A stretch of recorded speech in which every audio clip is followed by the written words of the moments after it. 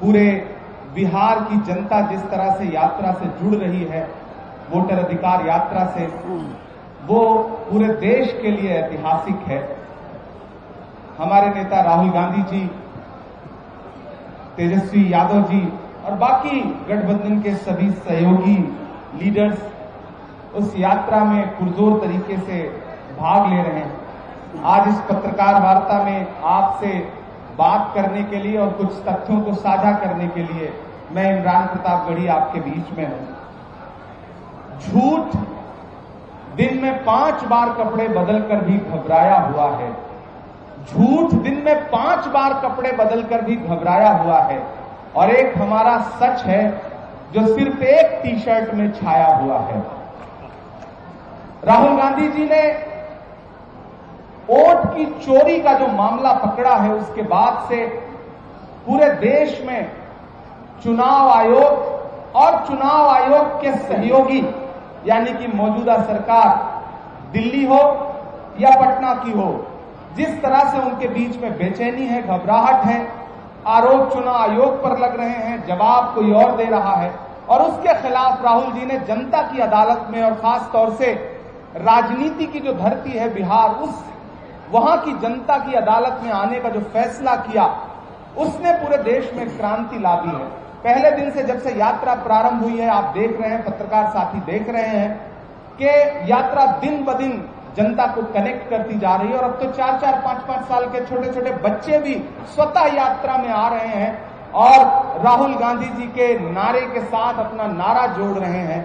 ये यात्रा अब एक क्रांति की तरह परिवर्तित हो चुकी है। प्रधानमंत्री जी भी अभी आके गए। बिहार एक ऐसा राज्य है जिसकी बैसाखी पर दिल्ली की सरकार टिकी हुई है, लेकिन उसके बावजूद केंद्र सरकार के अपने आंकड़े जो हैं, नीति आयोग के जो आंकड़े हैं, वो बताते हैं कि बिहार इस देश का सबसे पिछड़ा गरीब राज्य है। ये उनके आंकड़े हैं, ये हमारे आंकड़े नहीं है। ये कंप्यूटर में आप देख सकते हैं। नीति आयोग कह रहा है कि बिहार सबसे पिछड़ा राज्य है। और उसमें चौंकाने वाली बात यह है, चूंकि मैं सीमांचल में बैठा हूं, इसलिए मैं इन तथ्यों को आपके सामने रखना चाहता हूं कि नीति आयोग जहां यह कह रहा है कि बिहार देश का सबसे पिछड़ा राज्य है, वहीं नीति आयोग ये कह रहा है कि पूरे बिहार में सीमांचल सबसे पिछड़ा जोन है। सीमांचल के जो जिले हैं, चाहे वो अररिया हो, चाहे पूर्णिया हो, चाहे कटिहार हो, चाहे किशनगंज हो, ये सबसे पिछड़े जिले हैं। साथ साथ कोसी, सुपौल और उसके आसपास के जो जनपद हैं, वो सबसे पिछड़े जिलों में आते हैं। 2015 में आरा में प्रधानमंत्री जी का भाषण आप सारे लोगों को याद होगा कि बिहार के भाइयों बहनों 60,000 करोड़ दे दूं, 70,000 करोड़ दे दूं, 80,000 करोड़ दे दूं, लो 1 लाख करोड़ दे दिया। वो भाषण आपको याद होगा। मैंने देश की पार्लियामेंट में भी उस भाषण का उल्लेख किया था।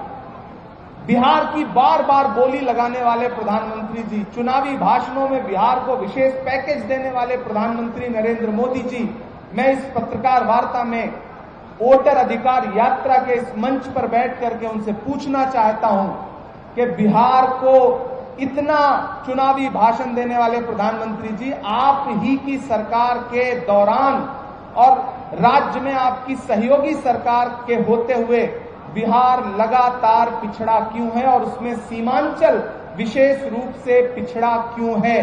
सीमांचल की जनता, कोसी की जनता इसका जवाब चाहती है। आपने चुनावी भाषण दिए लेकिन बजट नहीं दिया, आपने नारे दिए लेकिन जमीन पर डेवलपमेंट नहीं दिया। इसलिए सीमांचल की जनता, कोसी की जनता, बिहार की जनता आपसे सवाल पूछ रही है कि आखिर बिहार को लॉलीपॉप कब तक दिया जाएगा। और आपने जो वोट की चोरी की है, उस वोट चोरी को राहुल गांधी जी ने, तेजस्वी यादव जी ने और गठबंधन के बाकी सहयोगी दलों ने, उनके नेताओं ने पकड़ लिया है और अब आप परेशान हो गए हैं। राहुल जी ने तथ्यों के सामने देश के मंच पर सारे सबूतों के साथ चुनाव आयोग को बेनकाब किया और उसके बाद चुनाव आयोग जिस तरह से टरकाने वाली भाषा बोल रहा है, वो बहुत ही शर्मनाक है। उसे जांच करनी चाहिए थी, लेकिन वो हलफनामा मांग रहा है। देश के प्रतिपक्ष के नेता राहुल गांधी जी ने जो बातें कही हैं वो किसी हलफनामे की मोहताज नहीं है। राहुल गांधी जी के बारे में पूरा देश जानता है कि राहुल गांधी जी उन्हीं तथ्यों पे बात करते हैं जो तथ्य सच्चे होते हैं। राहुल जी ने जो तथ्य देश के सामने रखे हैं, कर्नाटका के बेंगलोर की एक असेंबली का जो डेटा उन्होंने देश के सामने रखा है, वही डेटा ये बताने के लिए काफी है कि किस तरह से वोट चोरी हो रही है। और अब SIR के नाम पर पूरे बिहार में जिस तरह से लोगों के वोट काटे जा रहे हैं और कुछ विशेष इलाकों को चिन्हित करके जिस तरह से वोट काटे जा रहे हैं, वो जहर देता तो सबकी नजर में आ जाता। सो ये किया कि हमें वक्त पर दवाएं न दी। बिहार की सरकार हो, केंद्र की सरकार हो, उन्हें पता है जनता में उनके खिलाफ एक भयंकर गुस्सा है। मैं सीमांचल में बैठा हूं, इसी सीमांचल में किशनगंज में अलीगढ़ मुस्लिम विश्वविद्यालय का एक सेंटर जो है वो UPA के दौरान 2013 में सोनिया गांधी जी के इशारे पर, उनके अनुमोदन से, उनकी ख्वाहिश पर यहां को एक सेंटर मिला था। वो सेंटर पिछले 12 साल से विकास की बाट जो रहा है। 136 करोड़ रुपए सैंक्शन हुए थे, आज तक सिर्फ NDA की सरकार ने 10 करोड़ रुपए दिया है, बाकी पैसा नहीं दिया है। मैं लगातार उस आवाज को देश की संसद में उठाता रहता हूं। आज राहुल गांधी जी मखाना के किसानों से मिलने के लिए घुटने तक पानी में उतर के उनके खेतों में खड़े थे।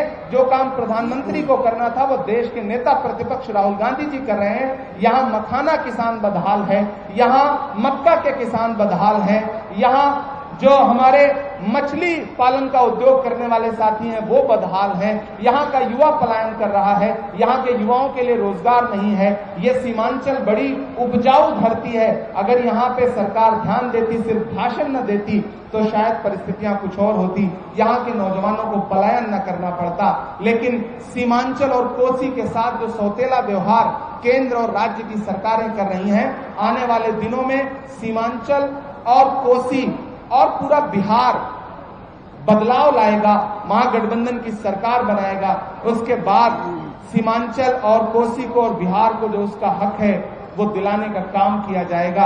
आप मीडिया के साथी यहां मौजूद हैं, मैं आपके सामने ये तथ्य भी रख रहा हूं कि किसानों की तरफ से लगातार ये बात हम लोगों के सामने आ रही है, राहुल जी तक आ रही है कि यहाँ यूरिया नहीं मिल रही है, खाद नहीं मिल रही है, स्वच्छ पानी नहीं मिल रहा है। कुल मिलाकर के आप यहाँ का जनजीवन देखेंगे, यहाँ के लोगों का जीवन यापन देखेंगे, तो आप ये पाएंगे कि वो लोग जो एक तरफ उनसे कहा जा रहा है कि अपने प्रमाण पत्र लेकर के आप जाइए और अपना SIR करवाइए, यानी कि गहन समीक्षा करवाइए। मैं बिहार की जनता से भी कहना चाहता हूं, ये आपके अधिकारों पर डाका डालने की अंतिम कोशिश है। अगर इसमें यह सरकार कामयाब हो गई, अगर आपके मताधिकार छीन लिए गए, अगर आपका वोटर लिस्ट से नाम काट दिया गया, तो आप किसी सरकारी सुविधा को नहीं पा सकेंगे, उससे महरूम हो जाएंगे। इसलिए मैं यहाँ की जनता को भी ये कहता हूं कि आप सजग रहिए, आगाह रहिए। वोट कटने का मतलब है, मतदाता सूची से नाम कटने का मतलब है सरकार का पूरी तरह आपके अधिकारों के प्रति उदासीन हो जाना। जब सरकार को यह लगता है कि हम वोट चोरी करके सरकार बना लेंगे, तो वो आपके बच्चों को रोजगार क्यों देगी? आपके गुस्से से उसे कोई मतलब ही नहीं रह जाएगा।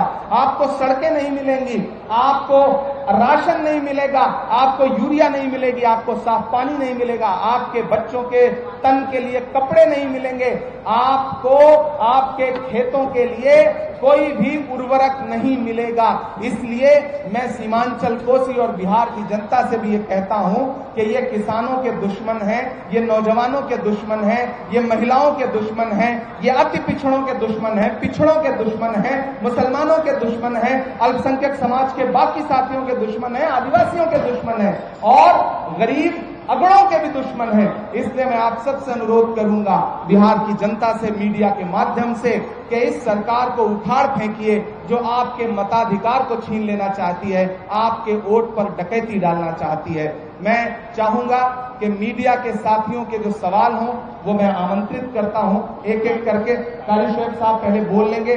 कारी शोएब साहब जो हमारे विधान पार्षद के सदस्य हैं वो अपनी बात रख लेंगे, उसके बाद हम मीडिया के साथियों का प्रश्न जो है एक एक करके आमंत्रित करेंगे। कारी शोएब साहब। शुक्रिया। इमरान साहब को आपने सुना, बड़े भाई इमरान साहब, हमारे बड़े भाई अभय जी, राठौड़ जी और तमाम मीडिया के साथियों, विशेष तौर पर दिल्ली से आए हुए हमारे मीडिया के भाई या सीमांचल में विशेष तौर पे यहाँ गांव और खेतों में जाकर के लोगों की बातों को बाहर लाने वाले हमारे तमाम मीडिया के साथियों, बहुत सारी बातें हमारे इमरान भाई ने बताई है।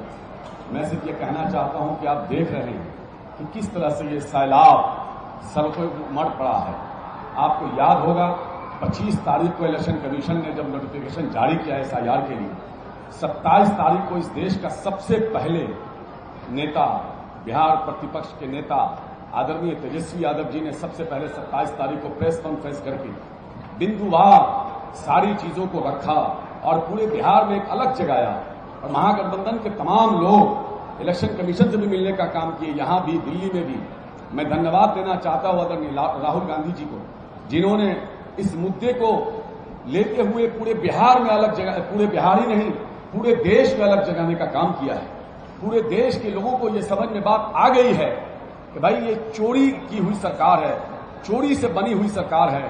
तेजस्वी जी और राहुल जी ने जिस तरह से पूरे बिहार में घूमने का काम किया और कर रहे हैं और पूरे देश को जगाने का काम किया है, मैं बधाई देना चाहता हूं। पूरे बिहार और देश की जनता सड़कों पर उतर कर लाखों लाख की तादाद में ये कह रही है कि जदयू भाजपा के नेताओं को घर पे बुलाना छोड़ दिया, भाजपा जदयू के नेताओं को घर पे बुलाना छोड़ दिया और सांप को भी दूध पिलाना छोड़ दिया। यहां की सरकारें गूंगी बहरी है, इसीलिए तो मैं भी भैंस के आगे बीन बजाना छोड़ दिया और बाप की डिग्री को घुन लगते देखा तो बेटे ने स्कूल का जाना छोड़ दिया। ये जो सरकार है ये नौजवानों को बेरोजगार देखना चाहती है। इस देश में हिंदू मुसलमान के नाम पर राजनीति करने वाली भारतीय जनता पार्टी, ये लोग कभी नौजवानों की बात नहीं करते थे, रोजगार की बात नहीं करते थे।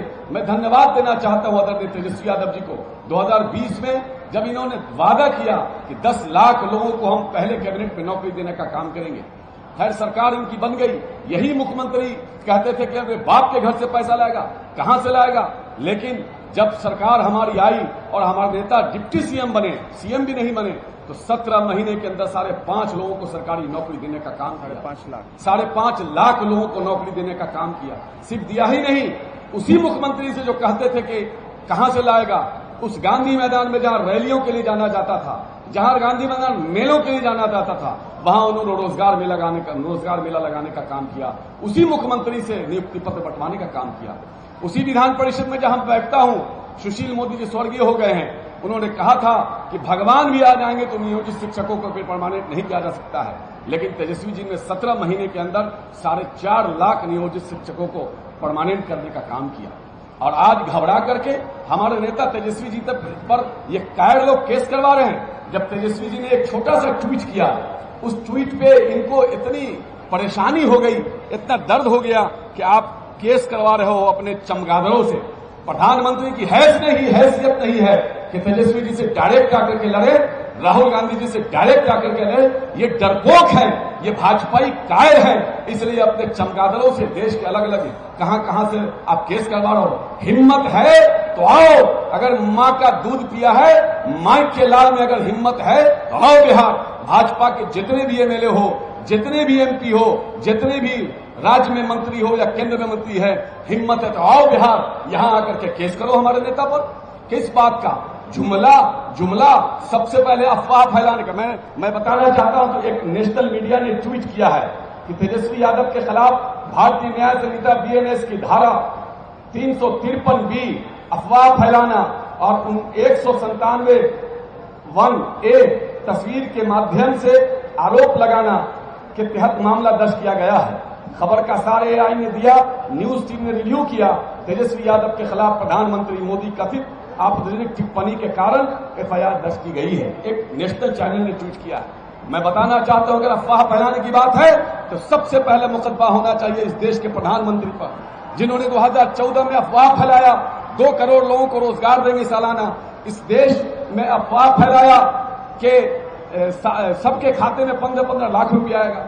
दुनिया भर में हमारे बिहार के लोग जहां जहां भी काम कर रहे थे, सब लोग वहां अपना अपना काम छोड़ करके चले आए कि अब तो अपने गांव में नौकरी मिलेगी, सबके खाते में 15-15 लाख रुपया आ जाएगा। तो आप अपने घर को छोड़ के परदेश में क्यों रहें? अपने बूढ़े माँ बाप का इलाज हो जाएगा, अपने बच्चों के साथ रहेंगे, अपने बच्चों की पढ़ाई हो जाएगी। लेकिन आप अफरा फैला करके करोड़ों लोगों को रोजगार तो नहीं दिया, बल्कि करोड़ों लोगों को बेरोजगार करने का काम किया।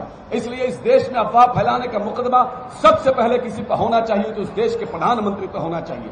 इसलिए उन्होंने क्या गलत कहा? ये लोग गया में आकर के जो हमारे नेता ने ट्वीट किया कि ये अफवाह की दुकान लगने वाली है, यही तो ट्वीट किया, मैं उसको भी पढ़ के सुना देता हूं।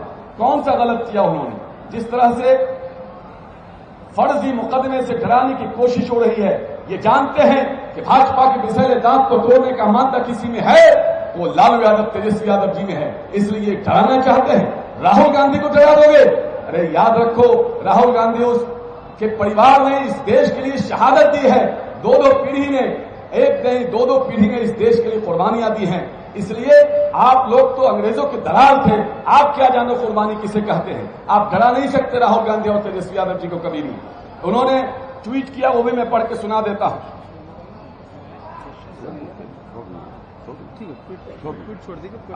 ठीक है, तो मैं ये कहना चाह रहा कि भाई कह रहे हैं कि छोड़ दीजिए, तो ठीक है, मैं उसको छोड़ देता हूं। लेकिन आपने देखा होगा, इसलिए उस ट्वीट को भी देखा होगा, क्या गलत कहा उन्होंने। रोज आके झूठ बोलते हो। आपने विशेषज्ञ के दर्जे का वादा किया, क्या हुआ? आज शिक्षा में बिहार का कोई भी यूनिवर्सिटी 200 के अंदर नहीं है, 200 के बाहर है। आप रैंक में चले जाइए।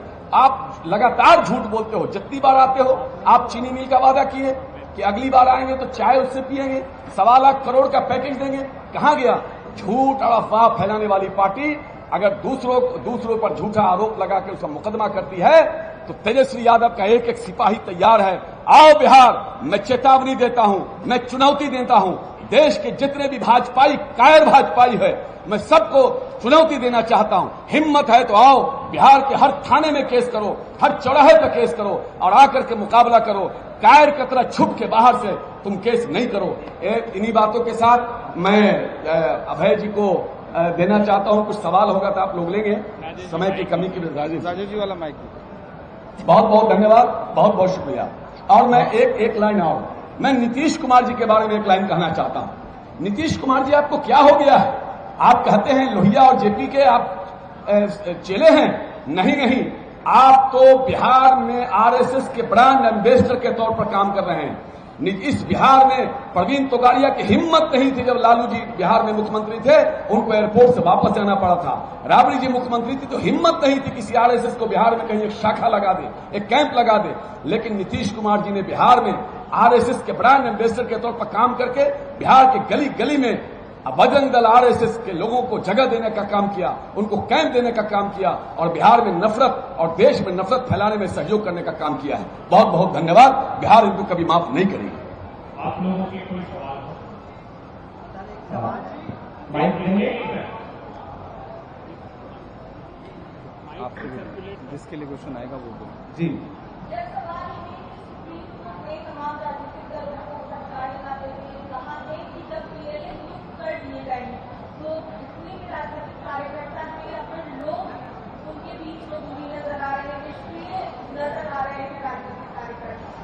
सबसे पहली बात तो ये कि आप राजनीतिक दलों का उल्लेख करने वाला सवाल पूछ रही हैं। आप ये क्यों नहीं बता रही हैं कि माननीय उच्चतम न्यायालय ने चुनाव आयोग को क्या क्या फटकार लगाई है?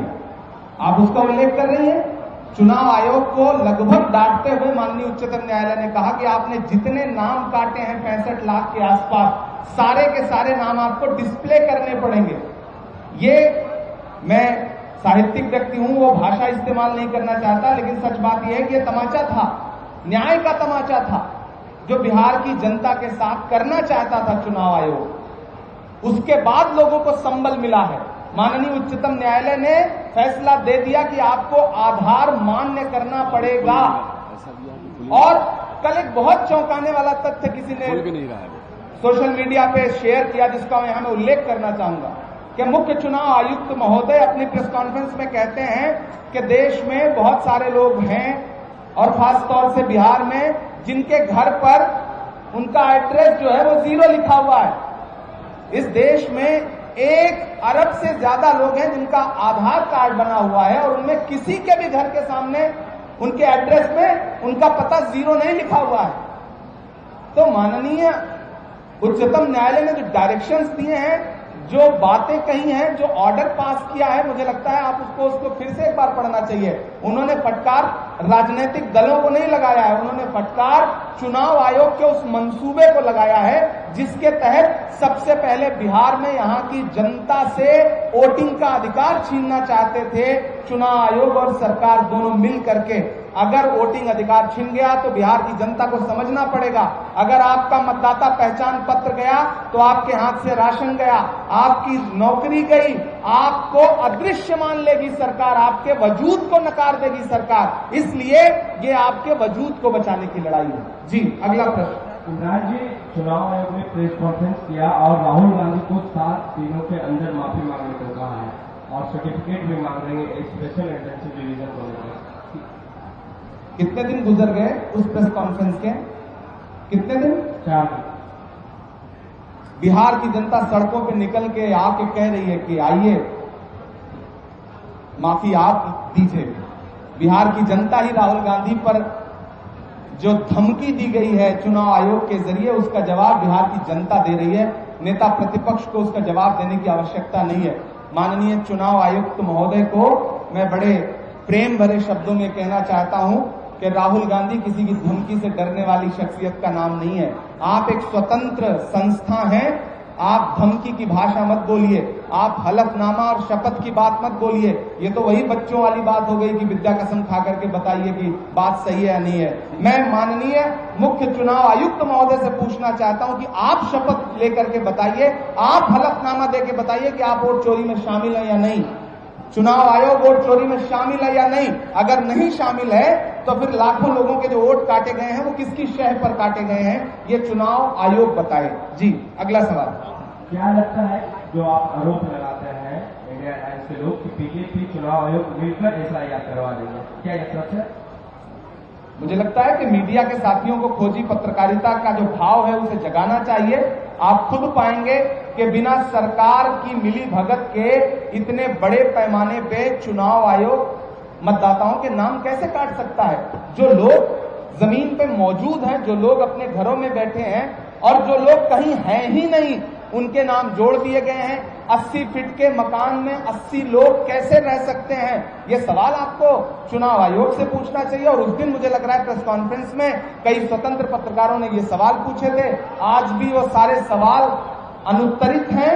मैं अब भी चुनाव आयोग का इंतजार कर रहा हूं कि वो जवाब देगी। जी, आपका सवाल। इमरान जी, महाराष्ट्र, कर्नाटक जैसा उड़ीसा में भी 42 लाख का वोट इधर उधर हुआ है और वहाँ रीजनल पार्टी जो बीजेपी जनता दल था वो चुनाव हार गया।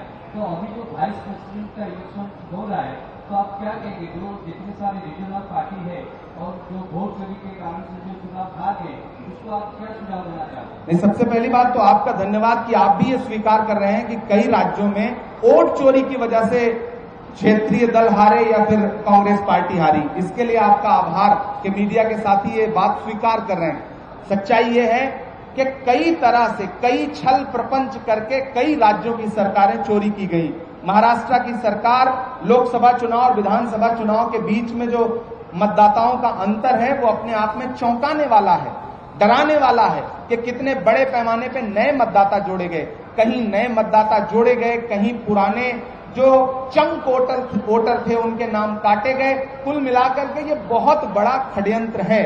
और अब एक नया बिल लेकर के सरकार आई है कि जो थोड़ा बहुत साहस दिखाने वाले राज्य के मुख्यमंत्री बचे हों उनको बिल ला करके डरा दिया जाए। लेकिन इस सरकार को यह समझना चाहिए कि दिया बुझने से पहले बहुत ज्यादा फड़फड़ाता है।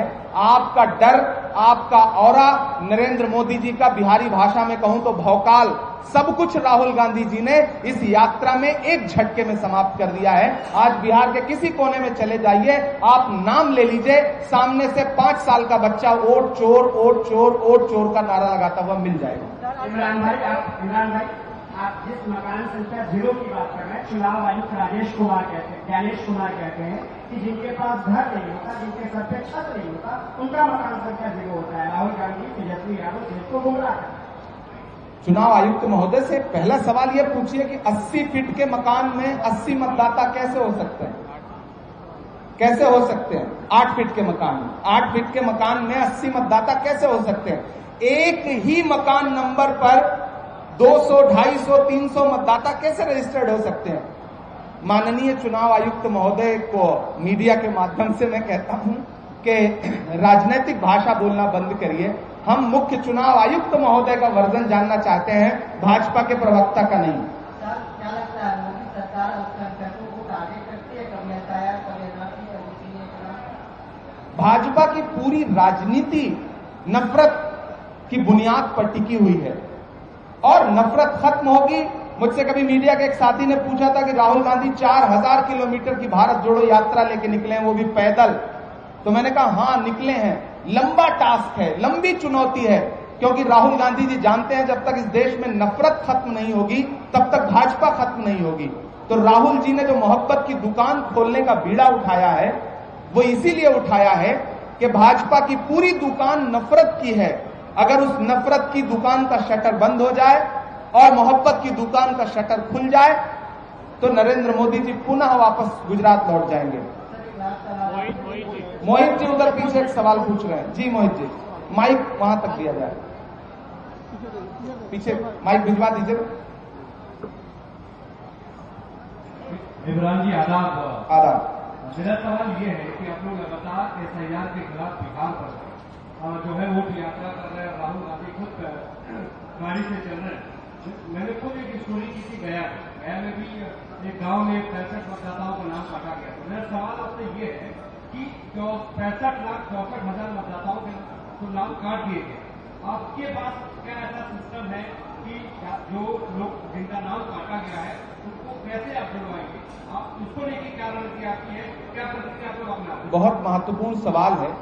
सबसे बड़ा जो काम राहुल गांधी जी ने किया वो ये किया कि जिनके नाम काटे गए थे और जिनके संभावित तौर पर नाम कट जा रहे हैं, जिनको पता भी नहीं है कि उनका नाम काटा गया, उनको जागरूक किया, उनको ये बताया कि आपके अधिकार किस तरह से डिलीट कर दिए जा रहे हैं मतदाता सूची से। सबसे बड़ा काम राहुल गांधी ने यह किया कि वोट चोरी पकड़ी और पकड़ करके राहुल गांधी जी जैसी विश्वसनीय आवाज ने देश के सामने डेटा रख दिया एक विधानसभा का कि इतने वोट यहां पर फर्जी हैं, उनकी संख्या 1 लाख के आसपास है।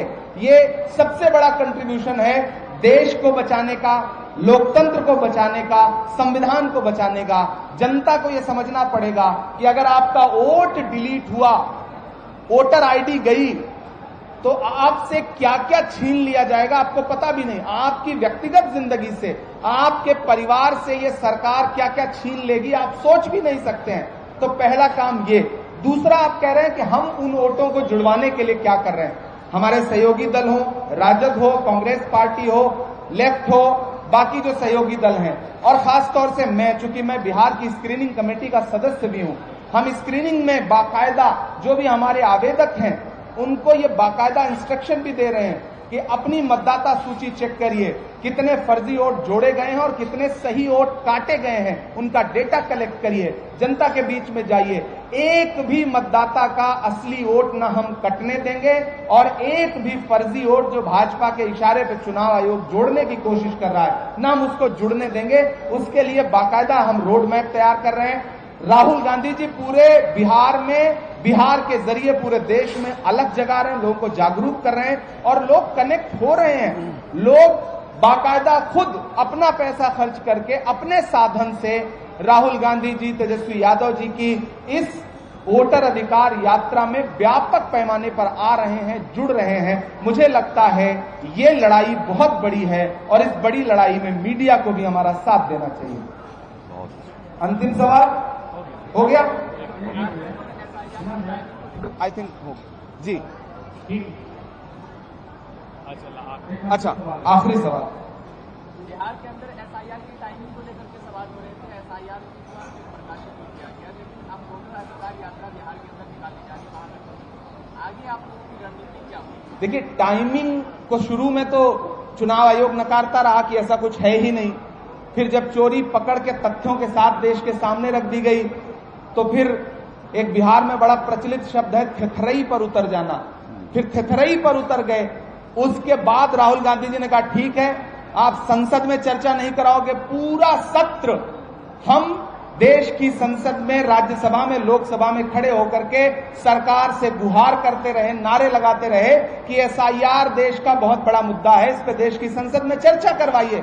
लेकिन सरकार ने 1 मिनट भी चर्चा के लिए सरकार तैयार नहीं हुई। हर दिन सदन स्थगित कर दिया जाता था और सदन का सत्र समाप्त हो गया, लेकिन सरकार चर्चा को तैयार नहीं हुई। जब सरकार चर्चा को तैयार नहीं हुई तो नेता प्रतिपक्ष ने कहा कि अगर संसद में आप हमें नहीं बोलने देंगे, संसद में चर्चा नहीं कराएंगे, तो हम बिहार की गलियों में, बिहार की सड़कों पे, बिहार के गांव में, बिहार की चाय की दुकानों पे, बिहार के खलिहानों में, बिहार के खेतों में एसआईआर पे चर्चा करवाएंगे। और आज आपको आश्चर्य के साथ साथ खुशी भी होगी कि बिहार के गांव-गांव में, बिहार के एक-एक मोहल्ले में, चौराहे पे, खेतों में, खलिहानों में, स्कूलों में एसआईआर के मुद्दे पर चर्चा हो रही है। जनता ने एसआईआर के मुद्दे को समझने की कोशिश कर ली और समझ गए हैं कि उनके अधिकार लूटे जा रहे हैं। जो टाइमिंग के साथ वो खेल करना चाहते थे, इस बार राहुल गांधी जी ने बहुत मजबूती से उनका खेल भी पकड़ लिया है, उनकी चोरी भी पकड़ ली है।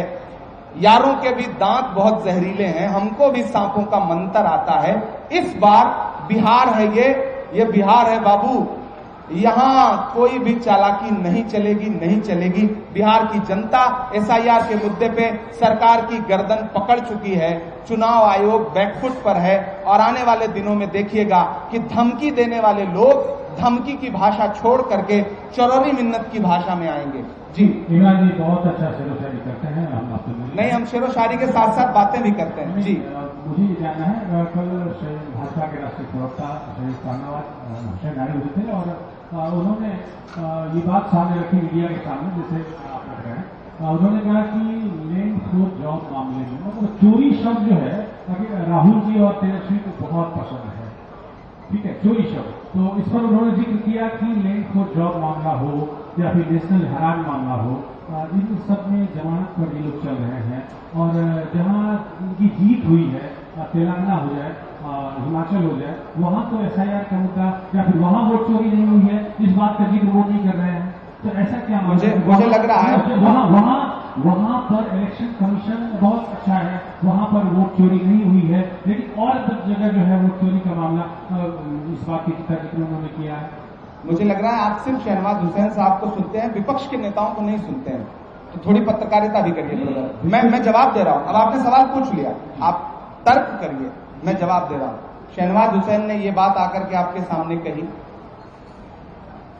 बिहार में लालू यादव जी और उनके परिवार के साथ कितना राजनीतिक उत्पीड़न उनका किया गया है, ये पूरी बिहार की जनता जानती है। बीमार लालू यादव को किस तरह से बार बार साजिश के तहत जेल भेजा गया, ये बिहार की जनता जानती है। नेशनल हेराल्ड मामले में 55 घंटे की पूछताछ के बाद भी राहुल गांधी जी से आज तक ईडी क्या कर सकी, कभी आपने सवाल पूछा? ईडी का कन्विक्शन रेट 1% से भी कम है। उसके बावजूद एक नया बिल ला करके जिस तरह से क्षेत्रीय दलों को और विपक्ष के नेताओं को डराने की साजिश कर रही है, मीडिया के साथी उस पर बिल्कुल चुप्पी ओढ़ लेते हैं। तो ब्रदर, मेरा यह सवाल है कि आप प्रवक्ता की तरह सवाल मत पूछिए, पत्रकार की तरह सवाल पूछिए। जो शहनवाज हुसैन साहब कह रहे हैं वहीं पलट के आपको उनसे पूछना चाहिए था कि जिस पार्टी के राष्ट्रीय अध्यक्ष बंगारू लक्ष्मण कैश लेते हुए ऑन रिकॉर्ड कैमरे पे पकड़े गए हैं, उस पार्टी को नैतिक अधिकार बनता ही नहीं है ये बात कहने के लिए, पहली बात। दूसरी महत्वपूर्ण बात यह है कि आप मुद्दों से भागिए मत। भाजपा का क्या है? भाजपा से आप पूछेंगे कि रोजगार कहां है, तो आपको 300 ईसा पूर्व वो बताएंगे कि उस समय फला राजा की फला से लड़ाई हुई थी। आज हम सवाल पूछ रहे हैं कि मतदाताओं के वोट काटे गए। राहुल गांधी जी ने 1 लाख लोगों का डेटा आपके सामने रख दिया। इतने पे तो देश में मीडिया के साथियों को क्रांति कर देनी चाहिए थी। उनको कहना चाहिए था कि अगर एक भी व्यक्ति का वोटर लिस्ट से नाम कटता है तो यह अपराध है और यह अपराध चुनाव आयोग की तरफ से हो रहा है। इस पे सवाल पूछिए। ये जो मुद्दों से ध्यान भटकाने की कोशिश है, वो मुद्दों से ध्यान भटकाने के समय आपको भाजपा के प्रवक्ताओं का भी जबान पकड़ के उनसे सवाल पूछना चाहिए। जी, धन्यवाद। धन्यवाद। घुसपैठियों का मामला है, कहा जा रहा है कि घुसपैठियों को बाहर करना है इस एफआईआर के मुद्दे पर, आपका क्या कहना है? 65 लाख जिन लोगों के नाम है, ठीक है, आपका सवाल। आप वोट कट रहे हैं, सिर्फ जो है महागठबंधन का ही वोट कट रहा है, ऐसा क्यों नहीं मान रहे कि जो वोट कट रहा है वो बीजेपी एनडीए का भी वोट कट रहा है? जिनका भी वोट कट रहा है उनका वोट नहीं कटता चाहिए। आप विपक्ष के एक नेता हैं अखिलेश यादव जी, देश की लोकसभा में उनका एक बयान है, वो सुनिएगा कि अगर मैं उत्तर प्रदेश की सारी लोकसभा सीट जीत जाऊं तब भी कहूंगा कि ईवीएम पे हमें शक है। अगर मैं देश के सारे इलेक्शन जीत जाऊं तब भी कहूंगा कि ईवीएम पे हमें शक है। मैं ये कह रहा हूं कि अनुराग ठाकुर ने जब ये सवाल उठाया कि वोट काटे गए, इलेक्शन कमीशन ने उनसे नहीं कहा कि हलफनामा दीजिए, लेकिन नेता प्रतिपक्ष राहुल गांधी जी ने जब सवाल उठाया तो उनसे कहा गया कि आप हलफनामा दीजिए। यहीं आकर के लोकतंत्र के एक और स्तंभ मीडिया को अपना दायित्व निभाना चाहिए, लेकिन वहां मीडिया चुप हो जाता है। मेरा गुस्सा इस बात पे है, मैं गुस्सा नहीं हो रहा हूं, मैं अपनी बात रख रहा हूं। दूसरी महत्वपूर्ण बात यह है कि किसी का भी नाम काटा जाए, वो किसी का भी वोटर हो, वोटर किसी का अस्थायी नहीं होता। जो नरेंद्र मोदी जी का वोटर था वो मुद्दों पर जब पलटता है तो एक झटके में बाहर भी कर देता है और बाहर कर भी देगा। ये बिहार है, इस बिहार ने बड़े राजनीतिक उतार चढ़ाव देखे हैं। इसलिए मैं ये कहूंगा कि आप किसी का वोटर मत बताइए उनको, वो इस देश के सम्मानित नागरिक हैं और सम्मानित मतदाता हैं। अगर उनका वोट काटा जा रहा है तो वो कोई भी हो, उस सबके अधिकार की लड़ाई राहुल गांधी जी लड़ेंगे, महागठबंधन लड़ेगा। हम किसी का वोट नहीं कटने देंगे। धन्यवाद। नरेंद्र मोदी जी की नजर में इस देश का हर नागरिक घुसपैठिया है, सिर्फ वही अकेले जो है सम्मानित नागरिक हैं। ये बहुत अपमानजनक है, ये बिहार की जनता का अपमान है, ये इस देश के मतदाताओं का अपमान है। 11 साल से आपकी सरकार है, आपका बॉर्डर सिक्योरिटी फोर्सेस क्या कर रही हैं, गृह मंत्री क्या कर रहे हैं, बिहार में 20 साल से उनके क्या कर रहे हैं, आपका फेल्योर है ये। आप कहिए अपने नेताओं से ये बात। धन्यवाद।